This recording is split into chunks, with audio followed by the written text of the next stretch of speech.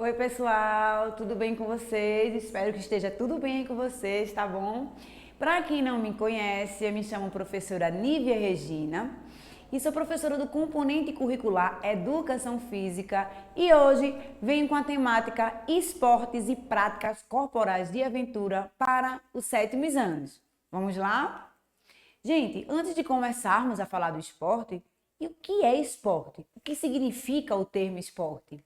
O termo esporte se refere a qualquer tipo de prática que esteja vinculada a federações e confederações, cujo papel é o de regulamentar as regras dessa prática. Ou seja, tem uma federação, tem alguém que está por fora, por trás do esporte, que criam as regras, que criam as normas, tá? Então, um esporte, ele sempre, pessoal, está vinculado a um órgão que é um órgão federativo, ok? Eu coloquei ali uns esportes para vocês.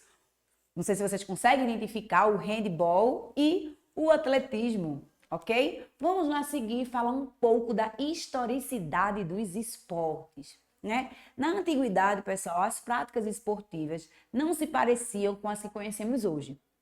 Em razão disso, eram conceituadas como práticas pré-esportivas. Algumas eram úteis para a sobrevivência do homem, como a corrida e a caça. Outras eram mais uma preparação para as guerras, como a esgrima, né? E as lutas. Diz Tubino 2010, né? Muitas dessas práticas pré-desportivas do esporte antigo desapareceram com o tempo. Outras se transformaram em esporte. Vamos seguir e eu vou falar para vocês agora algumas características marcantes dos esportes. Pessoal, os esportes eles têm regras fixas, ou seja, como ele é seguido, né, por uma federação que eu falei para vocês anteriormente, em todo o mundo, um esporte, a regra é a mesma. A regra não muda de um estado para o outro, de um município para o outro, de um país para o outro. Eles têm as mesmas regras. Claro que temos as nossas exceções, ok? O esporte, pessoal, ele tem uma subordinação da prática a algum órgão oficial, como eu falei para vocês anteriormente. É uma atividade competitiva, né?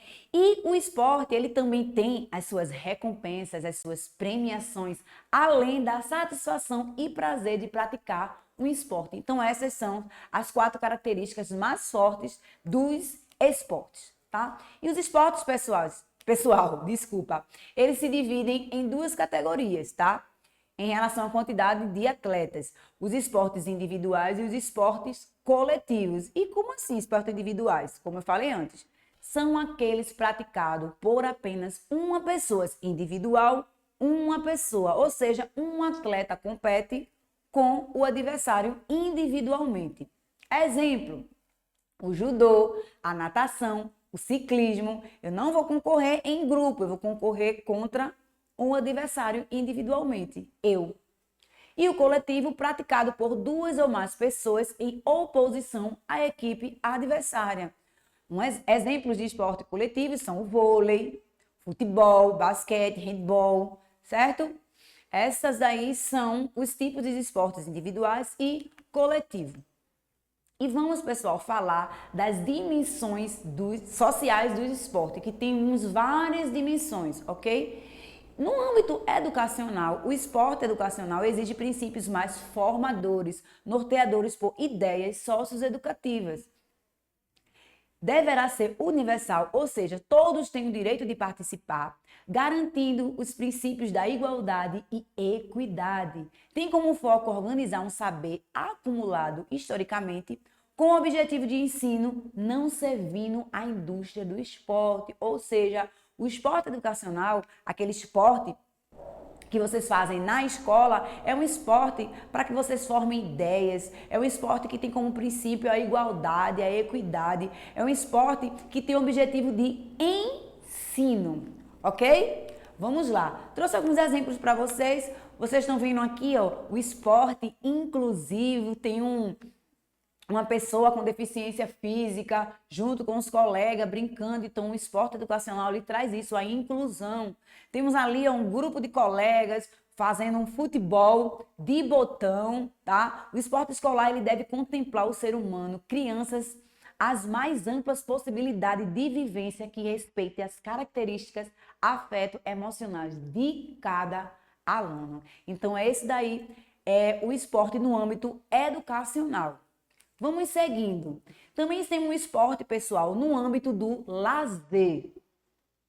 Né? Temos o esporte sem fins lucrativos, ou seja, é um esporte que a gente está fazendo para o nosso lazer, para melhorar nossa qualidade de vida, para o nosso bem-estar. Jogos participativos que buscam alegria, divertimento, o prazer, a sociabilidade. Os conceitos típicos de lazer são incorporados no esporte, tá? Dimensão social, onde a prática esportiva é uma forma de prazer lúdico e passatempo, sem comprometimento com espaço, com tempo, obrigações e regras. Lembra que eu falei para vocês anteriormente que os esportes eles têm regras fixas, eles não mudam? Aqui tem que tem exceções, aqui é uma exceção. Aqui o esporte ele está sendo utilizado para o lazer, para o divertimento, brincadeira. Então, em cada localidade, sim, as pessoas podem adaptar o ambiente. Vocês estão vendo que tem um casal ali andando de bicicleta. Eles não estão praticando o esporte ciclismo, eles não estão competindo, eles estão passeando. Tá? Eles não estão seguindo nenhum tipo de regra. Também temos um grupo ali, ó, de crianças, tem adultos jogando, eles estão jogando voleibol na rua de sua casa. Então, tá misturado menino com menina, criança com adulto. Então, o esporte participação tem como as principais características ser extensivo a todas as faixas etárias, buscando a diversão, da descontração e a interação social. Então, essas aí é uma exceção que eu falei para vocês anteriormente, que a gente não tem regras rígidas, tá? Umas regras podem se flexionar sim, como quando a gente utiliza o esporte com a dimensão do lazer. Vamos para o terceiro, né? O esporte, pessoal, no âmbito do trabalho ou do alto rendimento. Né? Temos a competição no alto rendimento, que é o alvo principal e o objetivo é a vitória. O que estamos chamando de esporte espetáculo é o esporte praticado no alto rendimento, que é produzido para o esporte educacional e para o participativo, com competições esportivas organizadas, esquemas intensos de treinamento, relações mercantis, reproduzido por diferentes meios de comunicação, assalariamento de atletas, enfim. No âmbito do trabalho ou do alto rendimento, o foco é totalmente diferente do que vocês viram anteriormente, né? Para a Uni 1998. E aqui também temos o esporte na saúde. Ou seja, se vocês verem essa foto aí do lado, tem um grupo de alunas, elas estão numa academia, mas elas estão até utilizando um óculos, elas estão praticando, é como se elas estivessem simulando uma corrida, um ciclismo, tá? Só que é virtual. Eles estão só com óculos, mas eles estão lá na academia, eles estão praticando uma atividade física, tá? O objetivo é a saúde, né? O esporte praticado enquanto saúde visa melhorar as capacidades, habilidades e condições físicas motoras. Podemos ter como exemplo algumas academias, esse que eu dei para vocês agora, que oferece algumas modalidades específicas que remetem ao esporte, ou seja, essa foto aí está remetendo, né, uma corrida de bicicleta, o ciclismo. Vamos seguir. Falamos do esporte no âmbito educacional e agora vamos falar dos esportes de aventura, certo? Práticas corporais de aventura. E sua definição é conhecida como esportes de natureza, surgiu no século da década de 1980 e início da década de 1990, quando foi usado para designar esportes de adultos como o paintball, o surf, alpinismo, montanhismo, paraquedismo e entre outros. Tem um monte, tá? Que antes eram esportes praticados por um pequeno grupo de pessoas e passaram a se tornar populares há pouco tempo, certo? Faz pouco tempo que os esportes de aventura, eles estão agora sendo praticados por muita gente, eles estão fazendo parte das Olimpíadas agora, esporte que a gente fazia quando era criança, que a gente achava que era só uma brincadeira, um brinquedo, e hoje em dia vemos que é um esporte que está até participando das Olimpíadas, tá? Trouxe algumas fotos para vocês, de escalada, montanhismo, de surf, tá? Que são esportes de aventura. E o que são esportes de aventura? São esportes com maior grau de risco físico, pessoal, dando as condições de altura, velocidade e as variantes em que são praticadas. É uma ótima opção para fugir da rotina, é começar a prática de algum esporte de aventura. Além de tirar o esportista da zona de conforto, esse tipo de modalidade proporciona experiências incríveis e muita adrenalina. Ou seja, os esportes radicais, os esportes de aventura, eles têm um grau de risco elevado, pessoal, porque o pessoal está lá dependendo da temperatura, dependendo da altura, dependendo da velocidade, dependendo do clima, ó, é de arrepiar, mas tira você da rotina e é muito, muito, muito, muito bom. É muito interessante se vocês possam praticar algum deles na vida de vocês. E os esportes de aventura, eles se classificam em duas categorias: esportes de aventura na natureza e esportes radicais urbanos. Vou explicar para vocês, tá? Os esportes de aventura na natureza são praticados em ambientes naturais, natureza, e com toda a influência da natureza e suas variáveis como chuva, temperatura e o vento. Então, os esportes de aventura podem ser utilizados no lazer como na competição. Vocês estão vendo aí, ó, um é um lazer e o outro eles estão participando de uma competição. E temos os esportes radicais urbanos, tá? Como o próprio nome já revela, são esportes praticados em cidades grandes. Alguns esportes radicais urbanos são tão comuns no nosso dia a dia que nem nos atentamos. O fato de serem realizados na cidade incentiva a prática esportiva e torna o acesso a eles mais fácil. Alguns desses esportes já podem ter sido feitos parte da sua infância, enquanto outros são menos conhecidos, tá? Falando isso para vocês, eu lembro que quando eu era criança, eu tinha um patins, eu praticava, né? Um esporte e nem sabia. Para mim, o patins era um simples brinquedo que eu me divertia e gostava muito, certo? Vamos lá. Trouxe algumas fotos para vocês de alguns esportes radicais urbanos. Vocês podem ver, temos o skate, temos o ciclismo e temos o patins. E vamos para os nossos esportes, ok? O que é o rapel? Trouxe duas fotos diferentes, tá? E vou explicar para vocês. O rapel, pessoal, é uma atividade vertical praticada com o uso de cordas e equipamentos adequados para a descida de paredões e vãos livres, bem como as outras edificações.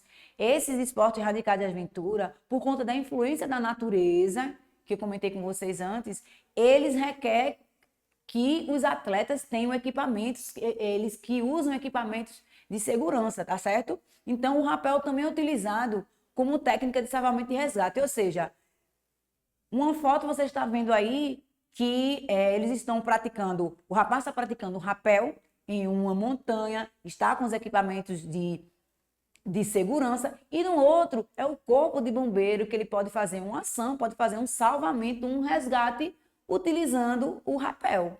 Então, eles podem servir tanto como um esporte, como também para salvar vidas, como técnicas para salvar vidas, certo? Como eu falei anteriormente para vocês, é muito importante e fundamental os aparelhos de segurança, pessoal, tá? Tem que ter muita atenção para isso.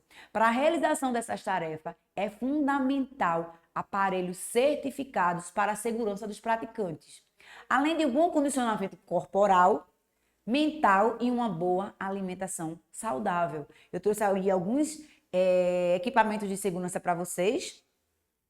A cadeirinha, né? Chamam de cadeirinha, o mosquetão que liga uma corda à outra e capacetes, que é utilizado na maioria dos esportes radicais de aventura, ok? E vamos falar um pouco da historicidade. do rapel, ok? O rapel, pessoal, é uma técnica que foi inventada em 1879 por Jean-Charles Sturt e seus companheiros durante uma conquista de Petit Dreux, um paredão de rocha coberta de gelo e neve, perto de Chamonix, na França. O rapel é uma palavra que em francês quer dizer chamar, recuperar, e foi usada para batizar a técnica de descida por cordas, tá?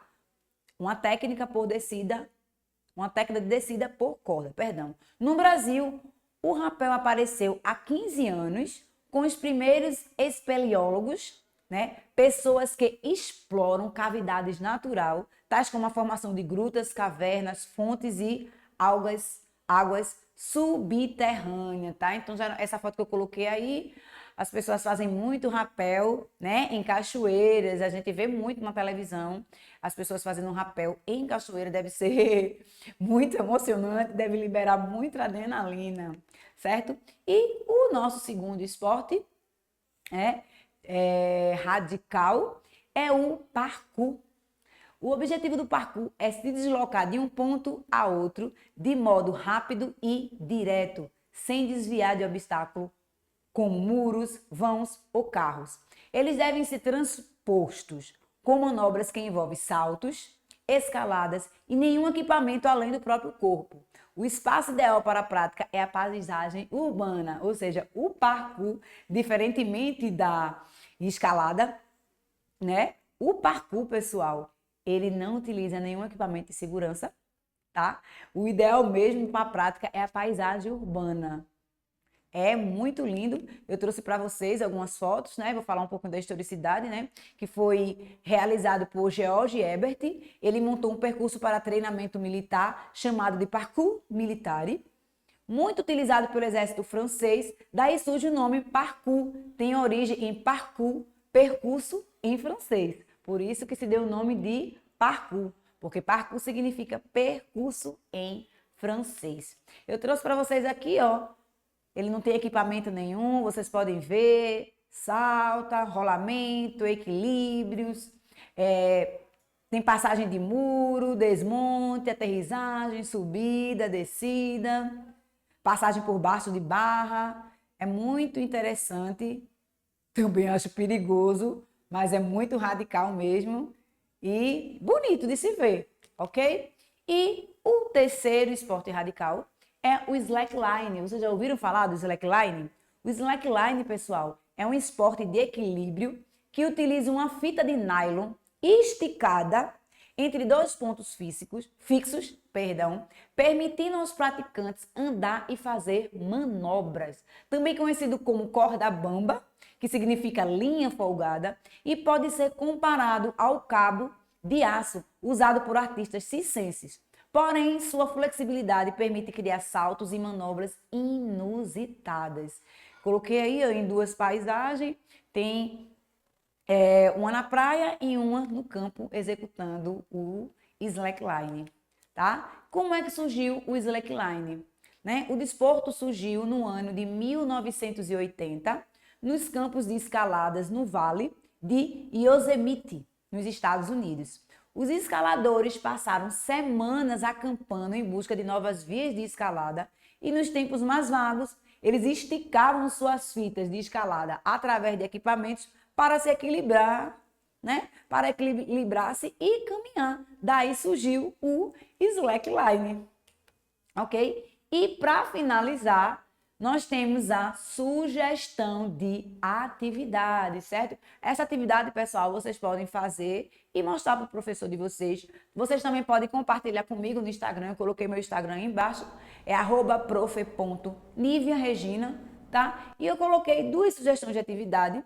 Você pode mostrar para os seus colegas também da sala de aula, né? E pode também mostrar para o professor de educação física, como eu falei anteriormente.